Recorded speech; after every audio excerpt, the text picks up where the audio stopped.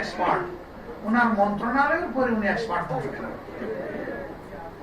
আপনি সব বিষয় রাখেন, যার যার মন্ত্রণালয়ের দায়িত্ব তাদেরকে পালন করার সুযোগ দিন।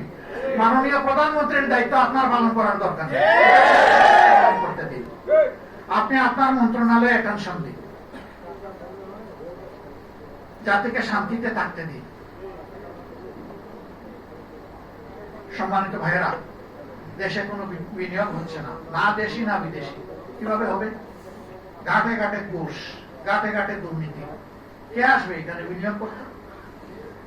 কালকে দেখলাম একজন হুইপ বলেছেন, বাংলাদেশ থেকে, যে কোনো দেশ থেকে যে কেউ আসুক, বাংলাদেশের চাঁদাবাজি বন্ধ করা সম্ভব নয়।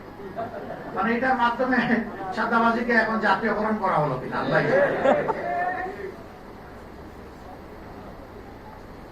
চাঁদাবাজি তো ওনারাই করে, তো ওনাদের সদিচ্ছা থাকলে তো ওনারা বন্ধ করতে পারবেন। সদিচ্ছা না থাকলে বন্ধ হবে কেন? কথা তো ঠিকই। আমরা সংসদে যখন বললাম যে এই 249 জন এমপি আমরা যদি অঙ্গীকার করি যে এই দেশে কোনো দুর্নীতি চলবে না, তাহলে দুর্নীতি কান ধরে বাংলাদেশ থেকে বিদায় নেবে। আমি দেখি যে আমার পিছনে বিরোধী দলের যারা, তারা টেবিল সামলাচ্ছেন, সামনে যারা, তারা দেখে হালকা বৃষ্টি হচ্ছে, ভারী বৃষ্টি হয় না। কেউ হাত নামাইয়া বসে আছেন, কেউ আলতো করে একটু। কেন? আমরা চাই না যে একটা দুর্নীতিমুক্ত বাংলাদেশ হোক? তো যদি না আমরা চাই, তাইলে আমরা কেন একসাথে আওয়াজ তুলতে পারলাম না যে ইনশাআল্লাহ আমরা দুর্নীতির কান মলিয়ে বাংলাদেশ থেকে বিদায় করে দেব? বাংলাদেশ জামাতে ইসলামী ফিরিস্তাদের দল নয়, আমরা মানুষ, আমাদেরও ভুল ত্রুটি হয়। আমরা একটা কথা পরিষ্কার বলেছি যে অন্যায় আর জামাতে ইসলামী একসাথে চলে না।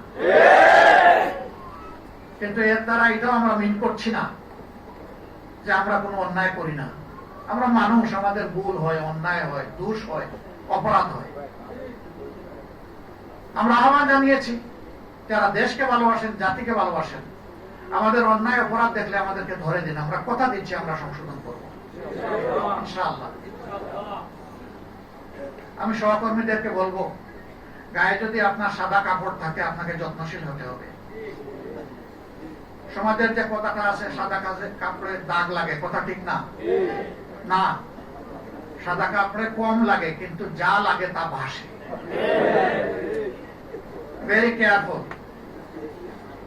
নৈতিকতার প্রশ্নে জামাতে ইসলামীতে কোনো ছাড় নাই। আমরা চেষ্টা করব সংশোধন করার। যদি সহনীয় মাত্রার কোনো লঙ্ঘন হয়, আমরা